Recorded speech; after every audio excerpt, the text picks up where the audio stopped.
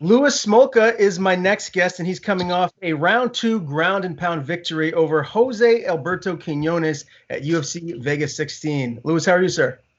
I am great. It might be almost nap time. Lucy seems a little tired here. I'm pretty tired too. How nice is it to get the win and be back home with your daughter? It's pretty good. We're just kind of doing whatever we want, not having to do too much. Does, There's no worries, no cares right now. It's great, dude. Coming off a win at the end of the year, it's awesome. does she fully understand what daddy does when he goes away to work before he comes home? Kinda like I've been teaching her to punch and stuff. She can punch. She can actually kick pretty good too. She kind of knows like basic calls like on the mitts and stuff. Would you want her to follow in your footsteps and maybe fight in the UFC one day?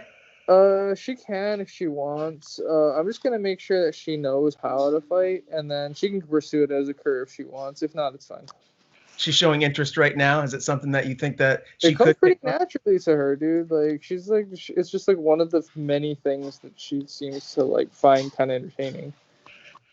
Very cool. Well, she's adorable. So you got a beautiful little daughter right there. I do want to talk about this game plan because that was a masterful win. You really looked to pepper him with leg kicks early on. What was the game plan going in this fight? Like, well, he honestly, she kind of threw me off by coming out orthodox and oh yeah, you punching Lucy? I see like she's doing it now. Sure. Oh, okay. Oh yeah, that's good form. She can get her kicks higher than me. That's pretty good. Yeah, she can actually kind of do some things. I can do a cut. She's only 5, or she's not even 5 yet. Okay, cool. Anyway, yeah. So he came out with the leg kicks. Okay, I expected him to come out in mirrored stances because every other person, or like a lot of other times, he's like kind of fought traditionally mirrored. When he fought that Carlos Watchin guy, he was like a shorter southpaw. He fought that entire fight from orthodox. Then when he fought Joey Gomez, who's like a longer kind of striker built like me, he fought him almost entirely from southpaw. So like he's shown like the ability to fight from either side and kind of just like just hit certain things with movement. He's pretty good at like not being there. So I was supposed to kick him and slow him down because we didn't really think his head would be there. And it was a back and forth first round. Towards the end of the round, you got cut open, and I believe it was because of a headbutt. Is that correct? Yeah, yeah. When we clinched up, like yeah, our heads collided. We're both trying to knee each other, elbow each other. It's a dogfight. It happens, but I was yelling that at the judges just in case. So it was like, oh, if one of them was close, like I don't know, but the blood, I was like, hey, it was a headbutt. You can't count it. I had to plead my case, man. I was just trying to like, oh, come on, give me a round.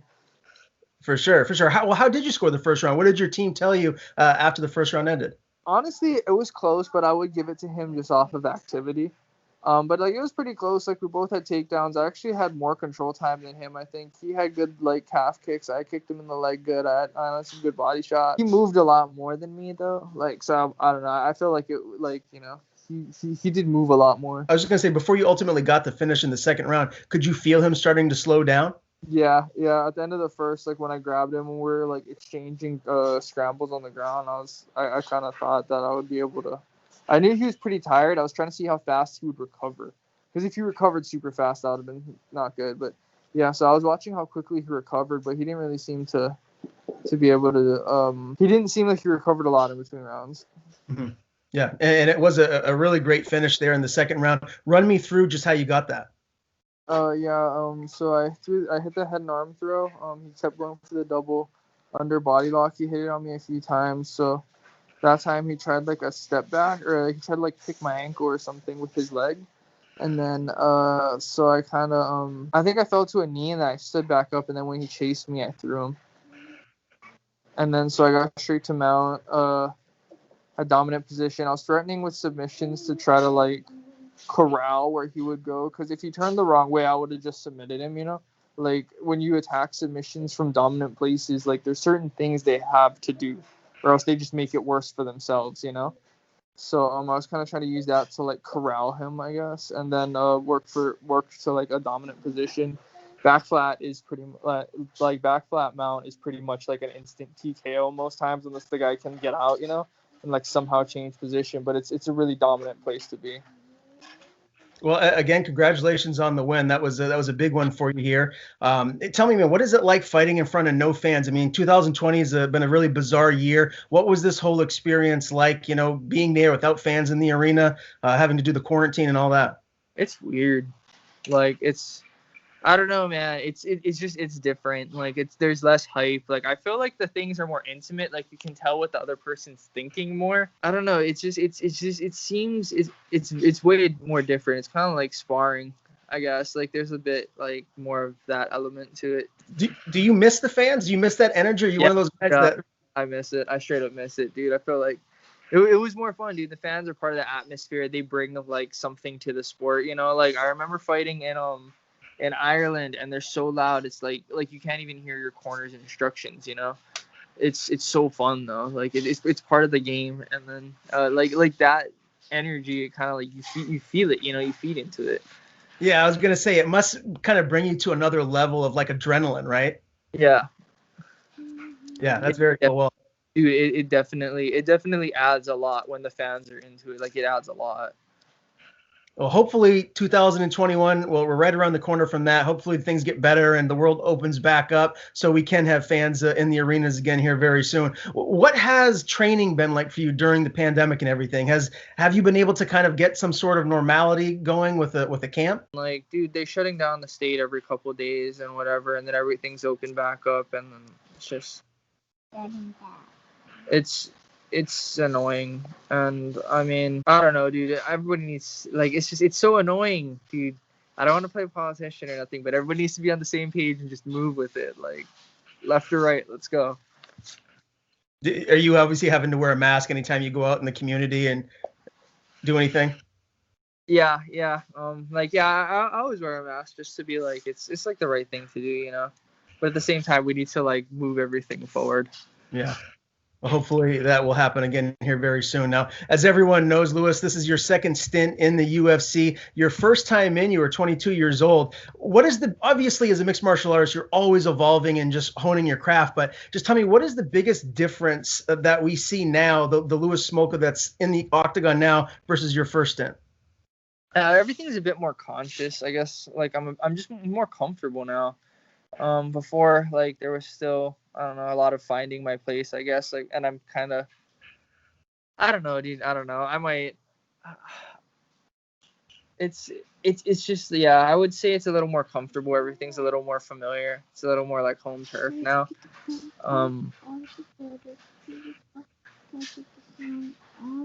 It's fun. It's fun.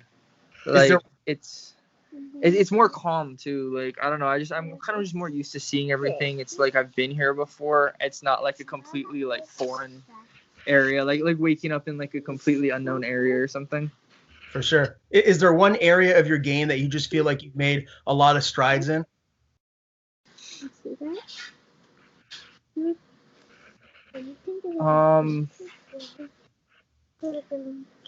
I feel like I've made big strides everywhere, honestly, compared to the first time. I feel a lot more well-rounded as a fighter. I feel like I have a lot more tools at my disposal. I really, really do like, I like certain things, I like hitting people. I like, honestly, I like all parts of MMA, so I work on it, like, I work on everything all the time, and it's fun that way. Now, obviously, you're competing at bantamweight now. Previously, you were at 125. What is that like? Has your body just matured, obviously, so you wouldn't be able to make 125 anymore? Or are you happy not having to, cut quite as much weight and fighting at bantamweight now?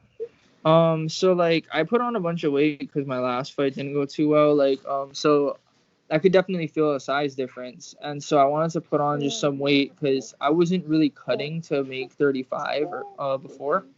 I would just kind of show up, and when I would cut the carbs fight weekend, like, the weight would just fall off. I'd make weight. It was pretty easy.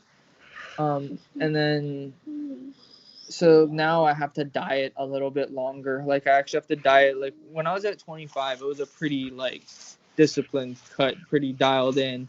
And I haven't had to do that for a while. I haven't had to, like, make myself hungry, And so, like, I don't know. I think I feel like it's part of it now. to be dieting again, like, and making myself hungry and having to have all that discipline to do something I don't want to do. It's like, yeah, it's like part of it mentally.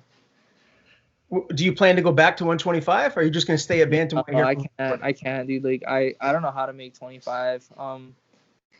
The last time I did it, I dried up in the sauna. Like, I did everything pretty much perfect, and we got down to the last, like, 1.2, and it took me, like, 90 minutes to get it out. And I was like, I was only sweating from my wrist and, like, my lip, dude. It took forever.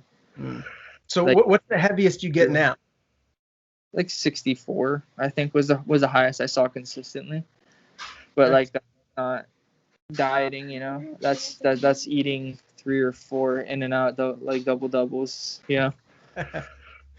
For sure. I hear you. That makes all the sense in the world. Now, obviously, before this last fight, you lost to Casey Kenny. What's the takeaway from this one? What can you take from this, move forward, make yourself a better fighter?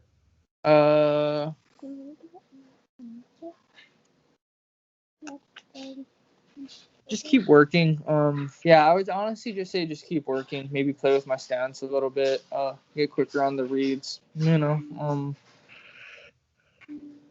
Yeah, because him coming out like orthodox, that took me a second. I was like, what? Are you sure you're not gonna, like, after every exchange? I was waiting for him to, like, switch, and he switched once, I think, to load up the back body kick. But I was like, are you gonna switch? Like, what is it coming? Like, are you gonna do it? Why aren't you doing it? Maybe he was saving it. I don't know. Is that a fight you hope to run back soon? Like, would you like a rematch? I'm not one to gripe for rematches. I mean, we can run it back. Like, I'm not down. I'm down. I'm not opposed. But, like, I don't know. It feels like a poor sport to be like, man, he beat me. I want the rematch. Because then I have to do it for every person that I beat. You know what I mean? Like, it doesn't feel right to live that way. But if his name comes across my desk, I'm down. You know. And it is pandemic time, so we might be in dire straits and they need a fight. I don't know. Well, when would you like to fight next? Is there a time frame February. I want to fight next in February. I was looking at the clock and they told me 21 days for this. So I don't know what booking procedure is, but it feels kind of weird. Like, so I was like, okay, so I have 21 days, and that's like December 26th. And then that's like the middle of that break. And then what, I'm supposed to, like, oh, put me on the Connor card, you know? Like that card hasn't been full for like 8 months, you know what I mean? Like, you never know, but it's just like, realistically, it looks like February. If they wanted you to fight in January, if they had the right matchup, would you jump at that? Yeah, for sure. I mean, like, I'm down. I'm always down. If it's offered, it's just like, I don't want to be the guy that's like, book me now. You guys want me? I don't want to be the dude that's super difficult to work with. Like, you know what I mean? For sure. Is there a name? Is there someone that you'd like to fight? You want to call anyone out next? Thought it through. Probably just go off of whoever's hot at the time. Whatever's cool at the time. I don't know.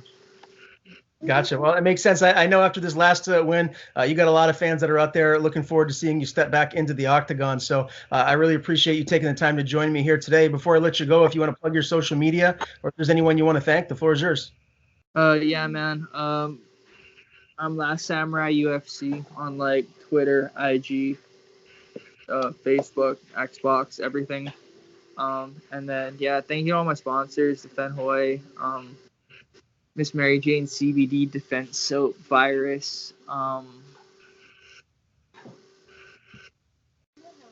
G Fuel Energy. Did I say them already? No, not yet. I didn't say G Fuel yet. G Fuel Energy, yeah. I love their stuff. I've been taking their supplements since they first sent me, like, they sent them to me to try them out. I was like, I need these. I need more. What is this stuff? It's a grape flavored one. That was the first one I got. That was great. Thanks, man. Thank you, Ryan.